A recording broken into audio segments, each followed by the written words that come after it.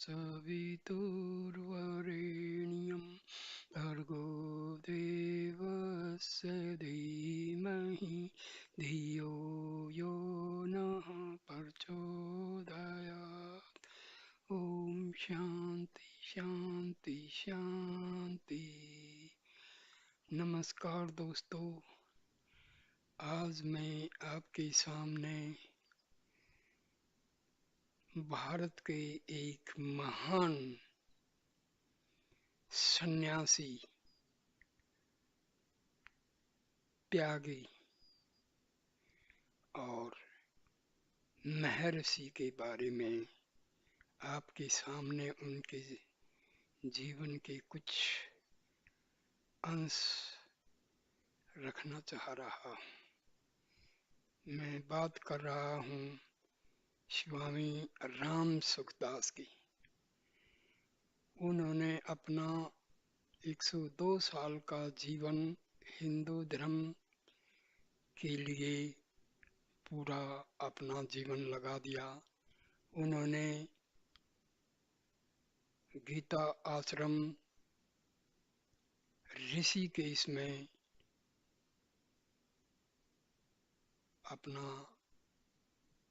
उनका अपना कोई आश्रम नहीं था, ना कोई उन्होंने शिष्य बनाए, ना ही कोई आश्रम बनाए।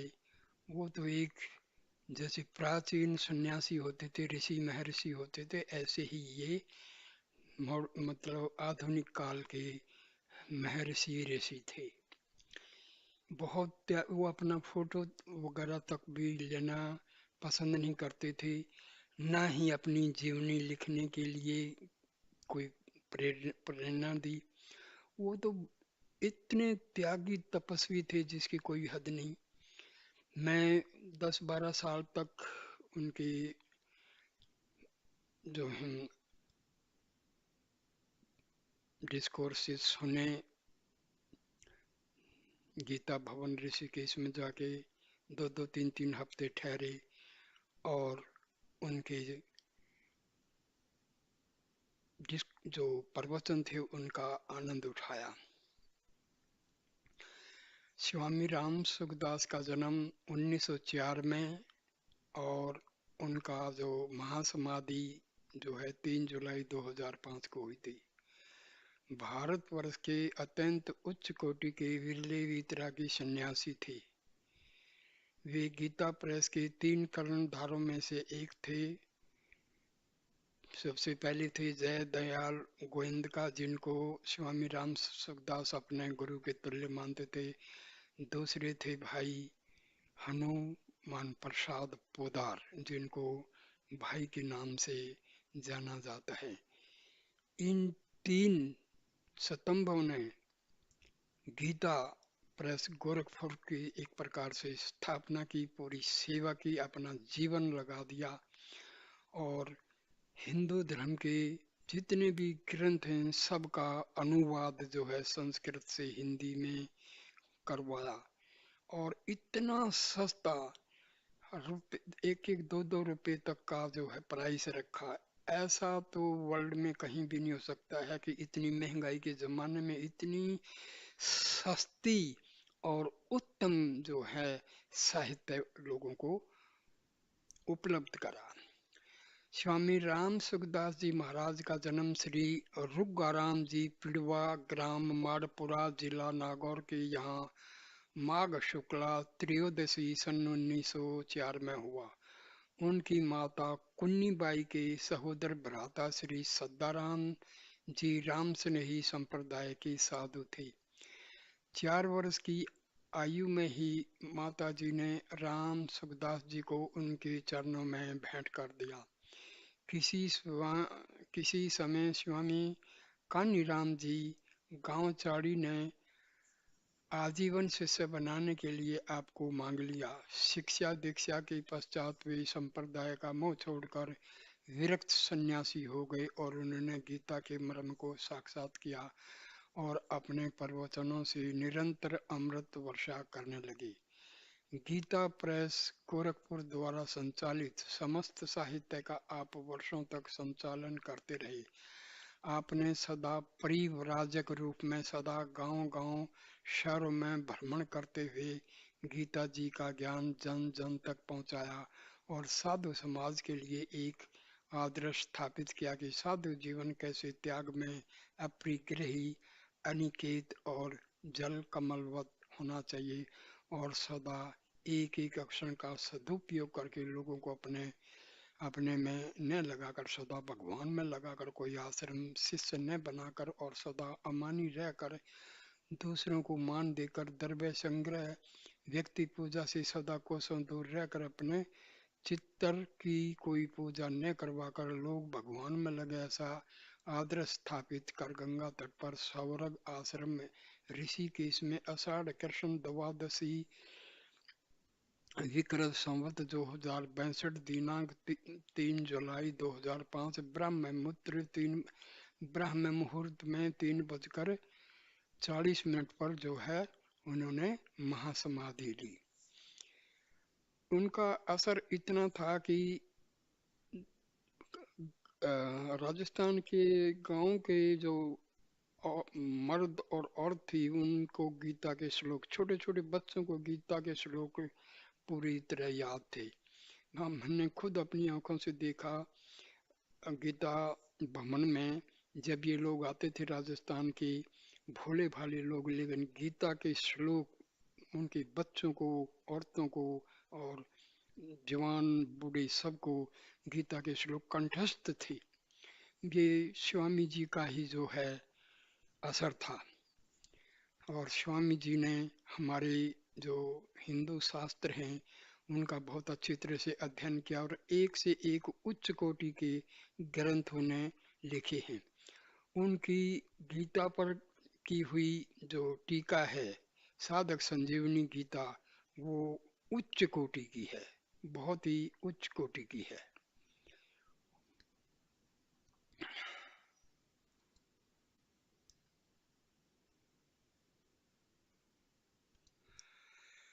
स्वामी राम सुखदास ने अपनी महासमाधि से पहले वसीयत लिख डाली थी ताकि मेरे बाद कोई ऐसा काम ना किया जाए जिसका मैंने पूरी उम्र निषेध करके रखा था।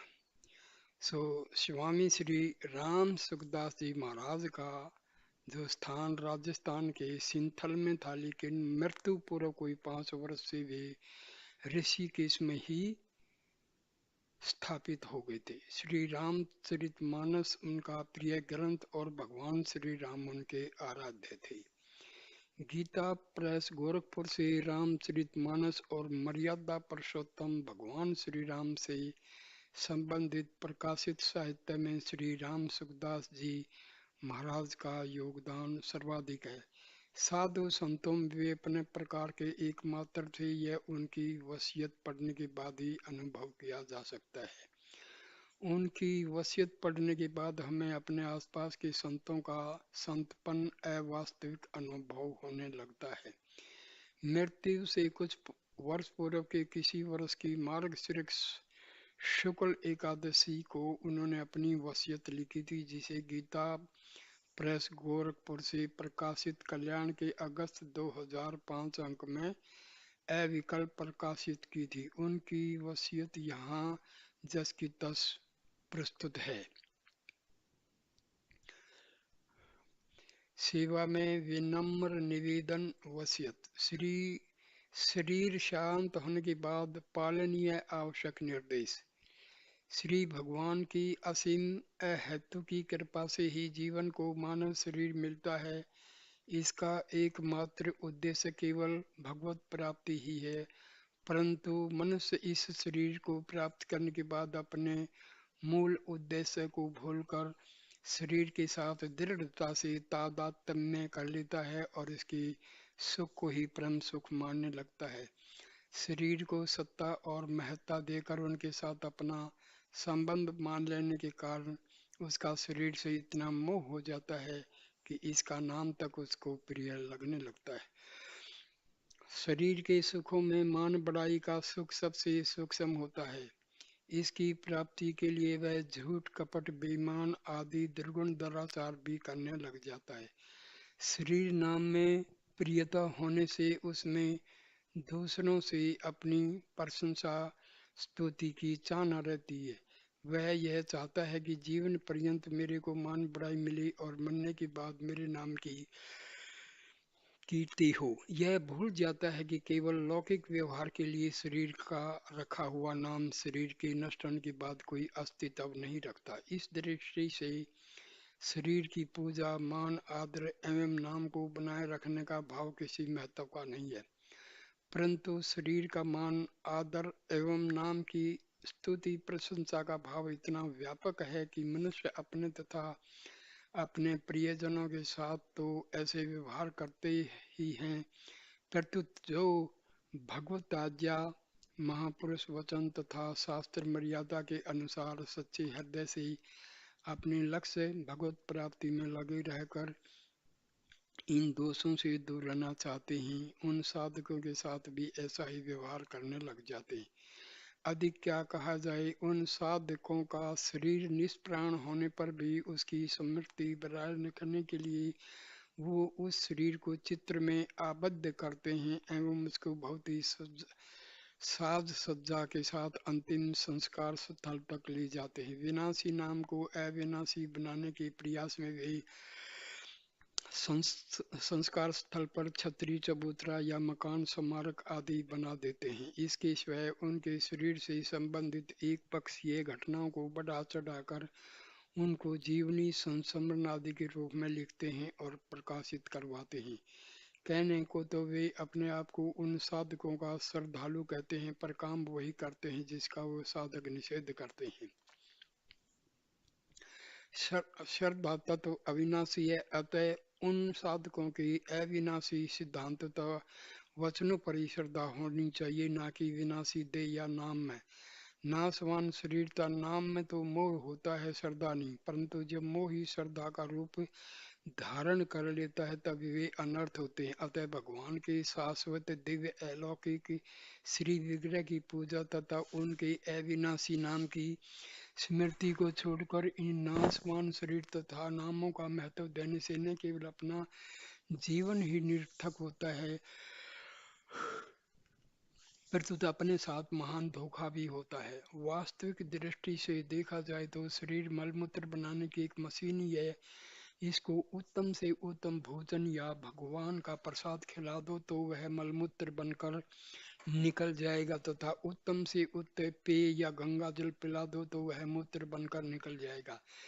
जब तक प्राण है तब तक यह शरीर मलमूत्र बनाने की मशीन है, और प्राण निकल जाने पर यह मुर्दा है जिसको छू लेने पर स्नान करना पड़ता है।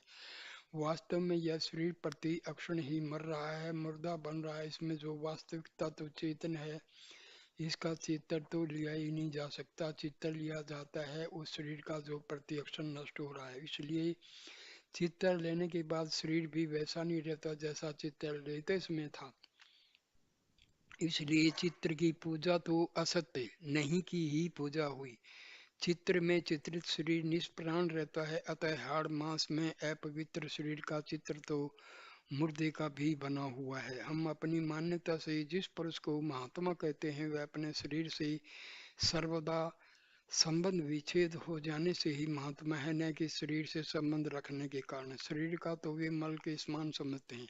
अतः महात्मा के कहे जाने वाले शरीर का आदर करना मल का आदर करना हुआ। क्या यह उचित है? यदि कोई कहे कि जैसे भगवान के चित्र आदि की पूजा होती है वैसे ही महात्मा के चित्र आदि की पूजा की जाए तो क्या आपत्ति है? तो यह कल्पना भी उचित नहीं है, कारण कि भगवान का शरीर चिन्मय एवं अविनाशी होता है, जबकि महात्मा कहे जाने वाला शरीर पांच भौतिक शरीर होने के कारण जड़ एवं अविनाशी होता है।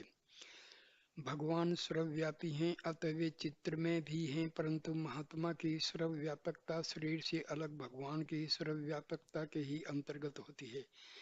एक भगवान के अंतर्गत समस्त महात्मा हैं, अतः भगवान की पूजा के अंतर्गत सभी महात्माओं की पूजा स्वतः हो जाती है। यदि महात्माओं के हाड़ मास में शरीर की तथा उनके चित्रों की पूजा होने लगे तो इससे पुरुषोत्तम भगवान की ही पूजा में बाधा पहुंचेगी, जो महात्माओं के सिद्धांतों से सर्वथा विपरीत है। महात्मा तो संसार में लोगों को भगवान की ओर लगाने के लिए आते हैं, न कि अपनी ओर लगाने के लिए। जो लोगों को अपनी ओर अपने ध्यान पूजा आदि में लगाता है तो भगवत विरोधी है। वास्तव में महात्मा कभी शरीर में सीमित होता ही नहीं है। वास्तविक जीवनी या चरित्र वही होता है जो सांगोपांग हो, अर्थात जीवन की अच्छी बुरी, सद्गुण दुर्गुण, सदाचार दुराचार आदि सब बातों का यथार्थ रूप से वर्णन हो।